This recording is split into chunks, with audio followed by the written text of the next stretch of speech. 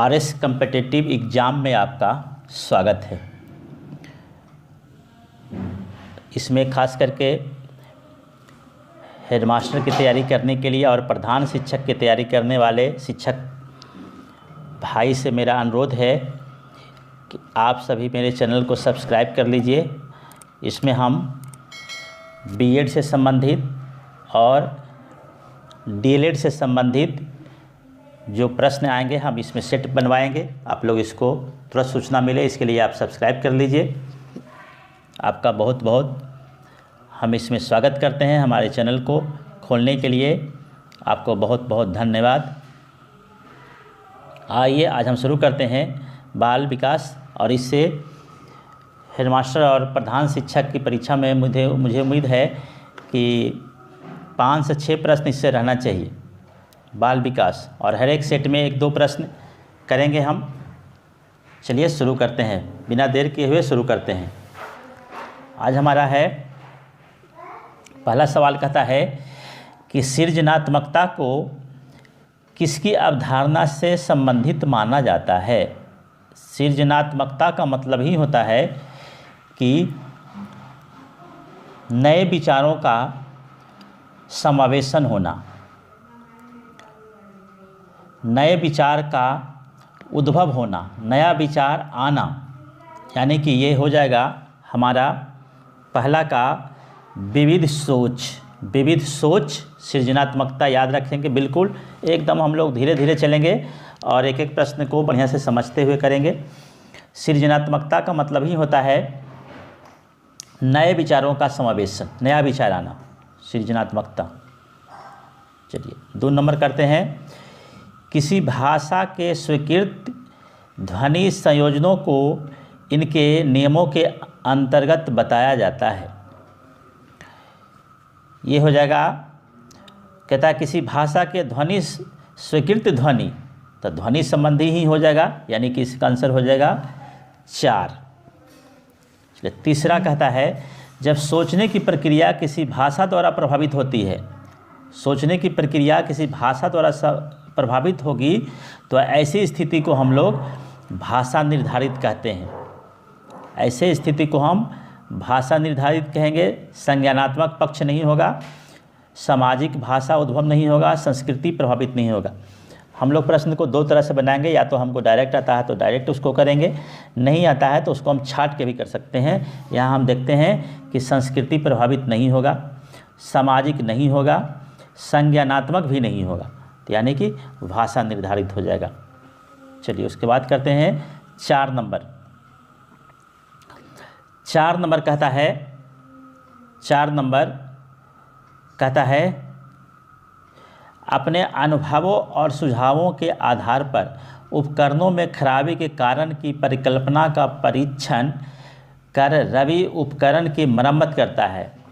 वह उपयोग करता है, क्या चीज़ का उपयोग करेगा? मानसिक दृढ़ता का, कलन विधि का, अनुमानी विधि का, अंतर्दृष्टि का।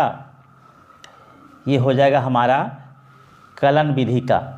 कलन विधि का प्रयोग करके उपकरण को सुधारा जाता है या मरम्मत किया जाता है। 5 कहता है दिव्या अक्सर निर्देशित कार्यों को छोटे छोटे हिस्सों में विभाजित कर आसान बना देती है। दिव्या एक लड़की है जो क्या करती है कि अपना जो उसको काम मिला उसको छोटे छोटे भाग में बांट देती है। छोटे छोटे भाग में बांट देती है, तो ये छोटे छोटे भाग में बांटने का क्या उपयोग क्या है या इसका उद्देश्य क्या है? तो इसका हो जाना चाहिए मेरे समझ से उपलक्ष्य विधि का। उपलक्ष्य विधि का ये हो जाएगा। इसको छाट के ही बनाते हैं तो द्वितीय विस्तरण विधि नहीं, क्रियात्मक जड़ता नियामक विधि नहीं, काम करने की विधि नहीं, यानी कि इसका 2 नंबर आंसर। फिर कहता है 6 नंबर में, 6 नंबर कहता है पुरुष और महिला की भूमिकाओं का निर्धारण समाज करता है। यह कथन बताता है पुरुष और महिला की भूमिकाओं का निर्धारण समाज करता है। पुरुष क्या काम करेंगे, महिला क्या काम करेंगे, ये समाज निर्धारित करता है। तो ये हो जाएगा लैंगिकता एक सामाजिक अवतरण है। लैंगिकता एक सामाजिक अवतरण है जो समाज बताता है कि आप पुरुष हैं तो ये काम करेंगे, ये काम नहीं करेंगे, आप महिला हैं तो ये काम करेंगे, ये काम नहीं करेंगे। चलिए 7 नंबर कहता है ग्रेडिंग, कोडिंग, अंकन, क्रेडिट संचय प्रणालियाँ। ये सब कहता है, कुछ उदाहरण है, कुछ उदाहरण दिया हुआ है। तो ये सब क्या है? ये सब अधिगमकर्ताओं की उपलब्धि के आकलन की गणन विधि है। अधिगमकर्ता इससे सीखते हैं, ये सब ग्रेडिंग से, कोडिंग से, अंकन से, क्रेडिट संचय से। 3 नंबर इसका आंसर हो जाएगा। 8वां कहता है अधिगमकर्ताओं की उपलब्धि का आकलन शिक्षकों की सहायता करता है। अधिगमकर्ताओं की उपलब्धि का आकलन शिक्षकों की सहायता करता है। क्या चीज़ में सहायता करेगा? इसको हम लोग देखते हैं शिक्षण अधिगम विधियों की प्रभावशीलता मूल्यांकन करने में, कक्षाओं में अधिगमकर्ताओं के क्षमता समूह बनाने में, शिक्षण के लिए गतिविधियों की सूची तैयार करने में, अधिगमकर्ताओं के प्रदर्शन का रिकॉर्ड रखने में। ये हो जाएगा अधिगमकर्ताओं के प्रदर्शन का रिकॉर्ड रखने में, इसका शिक्षकों को ये सहायता करता है। आकलन करेंगे। चलिए अब करते हैं 9 नंबर। 9 नंबर करते हैं कहता है समावेशी शिक्षा के सिद्धांत पर आधारित है। समावेशी शिक्षा, अभी हम लोग निष्ठा वाला भी कुछ दिन पहले किए थे, निष्ठा में भी आया था। समावेशी शिक्षा समता एवं समानता का अवसर देता है। समावेशी शिक्षा क्या कहता है? चाहे वो विकलांग हो, चाहे वो गरीब हो, चाहे वो मानसिक रूप से विकलांग हो, शारीरिक रूप से विकलांग हो, किसी तरह से भी विकलांग हो, सबको एक जगह बैठाना चाहिए, एक जगह सबको शिक्षा देना चाहिए। यही कहता है ये हमारा। चलिए फिर कहता है दिव्यांग, 10 नंबर दिव्यांगजन अधिकार अधिनियम वर्ष कब लागू किया गया? ये हुआ था 2016 में लागू हुआ था। 2016 में लागू किया गया था। याद कर लेंगे, दिव्यांगजन अधिकार अधिनियम 2016 में। फिर कहता है व्यक्तिगत विविधताओं वाले बच्चों को पढ़ाने के लिए ऐसे विद्यालय होने चाहिए। व्यक्तिगत विविधताओं, इसमें होना चाहिए विविध अधिगम आवश्यकताओं के अनुसार विभिन्न शिक्षण अधिगम प्रविधियों का प्रयोग करने में प्रशिक्षित हो। वो शिक्षक कैसा होना चाहिए? प्रशिक्षित होना चाहिए। चलिए फिर कहता है 12 नंबर। 12 नंबर कहता है निःशुल्क एवं अनिवार्य बाल शिक्षा अधिकार अधिनियम 2009 दिव्यांग बच्चों की निःशुल्क शिक्षा के अधिकारों को सुनिश्चित करता है। ये करता है 6 बरस से 14 बरस तक। एकदम याद रखेंगे इसको, 6 बरस से लेकर के 14 बरस के बच्चों को। चलिए फिर कहते हैं 13 करते हैं। 13 नंबर का हो जाएगा, कहता है विविध अधिगमकर्ताओं के लिए सुगम्य स्वरूपों में शिक्षण अधिगम सामग्रियां प्रदान करने का तात्पर्य है। तात्पर्य इसका क्या है? तो हो जाएगा, इसका हो जाएगा अधिगम की सार्वभौमिक संरचना। 3 नंबर अधिगम की सार्वभौमिक संरचना, 3 नंबर इसका हो जाएगा। चलिए इसके बाद करते हैं हम लोग 14 नंबर। 14 नंबर कहता है स्वजागरूकता एवं संज्ञानात्मक क्षमताओं का नियंत्रण, जैसे योजना बनाना, समीक्षा करना और संशोधन करना इत्यादि। ये सब किस में होगा? संज्ञान बोधन, संज्ञान समायोजन, केंद्रीकरण। ये हो जाएगा संज्ञान बोधन। संज्ञान बोधन। 15 नंबर जब बच्चे प्राप्त की गई सूचनाओं की व्याख्या करने के लिए अपने अनुभवों के आधार पर सोचते हैं तो उसे क्या कहा जाता है? बहुत इंपॉर्टेंट सवाल है ये 2-3 जगह और हम इसे देखे हैं, पूछा हुआ ये सवाल है। इसे कहते हैं कोई बच्चा अपना दिमाग अगर किसी चीज़ में लगा रहा है, अपना अगर बुद्धि विवेक लगाने लगा, तो वो क्या हो गया, सृजनात्मक सोच हो जाएगा। ये हो जाएगा हमारा क्या, सृजनात्मक सोच। सृजनात्मक मतलब कुछ नया सोच हो जाएगा। चलिए इसके बाद करते हैं 16 कहता है अधिगमकर्ताओं को व्यक्तिगत क्षमता के आधार पर उनकी कठिनाइयों के विभिन्न स्तरों को ध्यान में रखते हुए पढ़ाने की विधि को क्या कहते हैं, विभेदी अनुदेशन कहते हैं इसे, विभेदी अनुदेशन। चलिए उसके बाद फिर 17 कहता है प्रतिपालन अधिगम का एक विशिष्ट चरण है जो अधिगम के सामान्यीकरण चरण का पूर्ववर्ती है। सामान्यीकरण 3 नंबर इसका आंसर हो जाएगा, 3 नंबर, 17 के 3 नंबर। चलिए 18 नंबर करते हैं। कहता है 18 नंबर कहता है जजोग का यह मानना है कि संज्ञान और भाव क्या होते हैं, जजोग के द्वारा संज्ञान और भाव क्या होगा, संज्ञान और भाव हो जाएगा स्वतंत्र है, ये किसी पर निर्भर नहीं है, स्वतंत्र रहता है ये।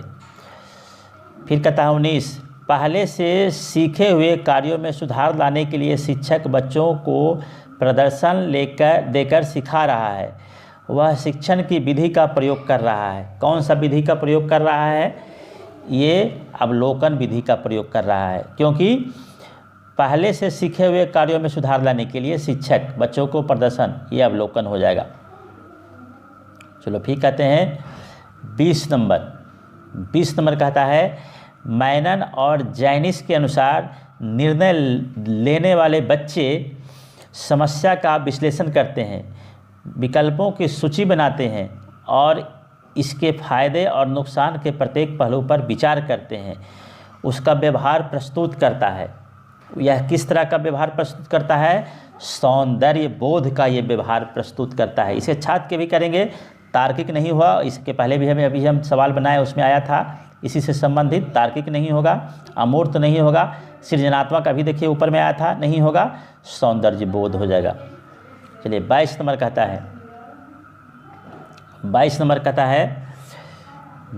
कहता है जिस दिए गए कार्य को करते समय बच्चे स्वयं आनंद लेते हुए अनुभव प्राप्त करते हों।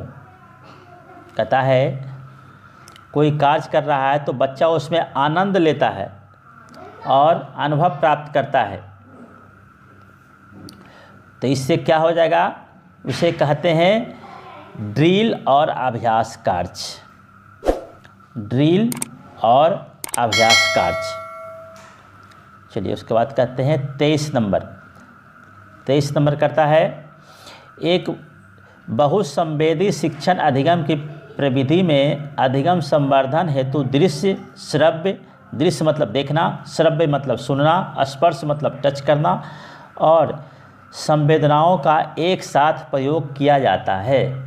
संवेदनाओं का एक साथ प्रयोग किया जाएगा। इसमें किसमें, गति बोधक में इसका प्रयोग किया जाता है। बहुसंवेदी शिक्षण अधिगम की प्रविधि में संवर्धन हेतु श्रव्य ये सब प्रयोग करते हैं। गति बोधक संवेदना ये संचालन अधिगम में विशेष रूप से भूमिका निभाते हैं।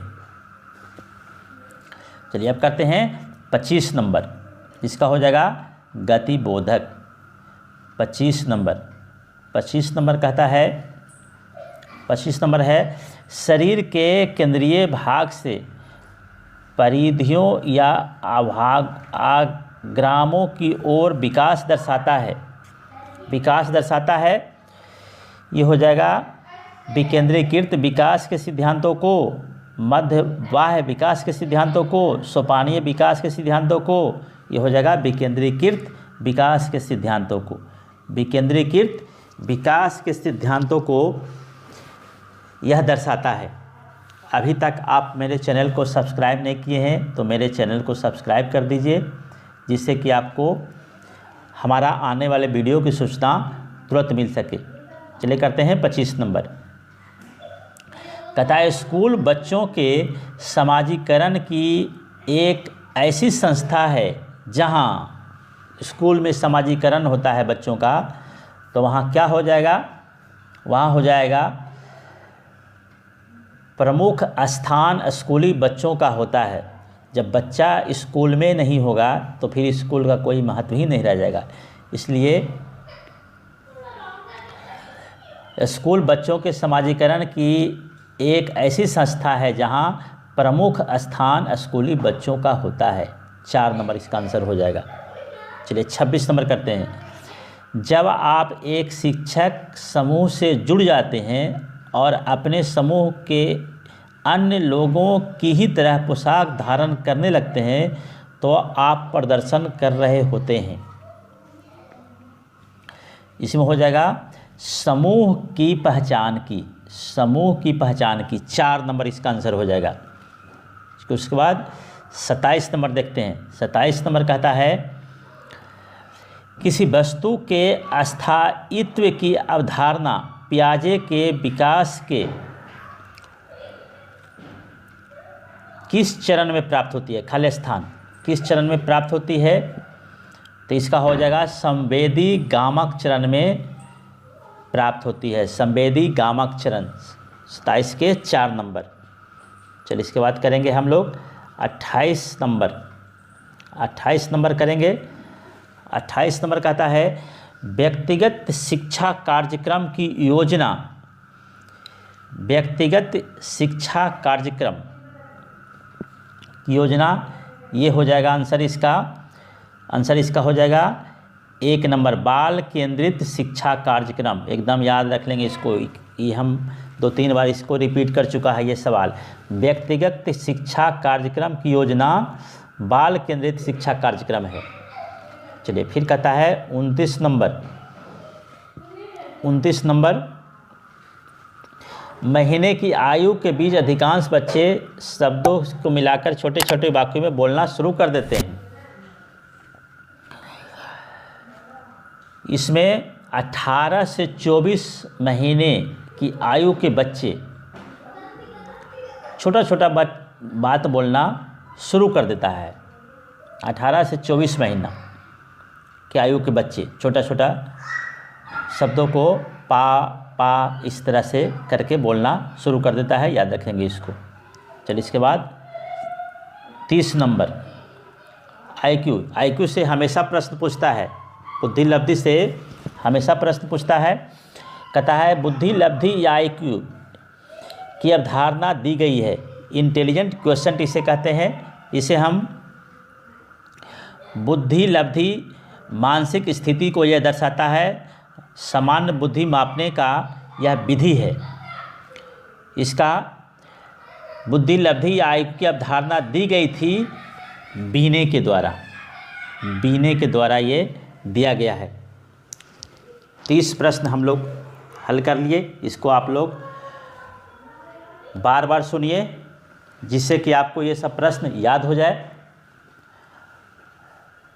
हमारा RS कॉम्पिटिटिव एग्ज़ाम में अभी तक आप लोग सब्सक्राइब नहीं किए हैं तो सब्सक्राइब कर दीजिएगा। Thank you.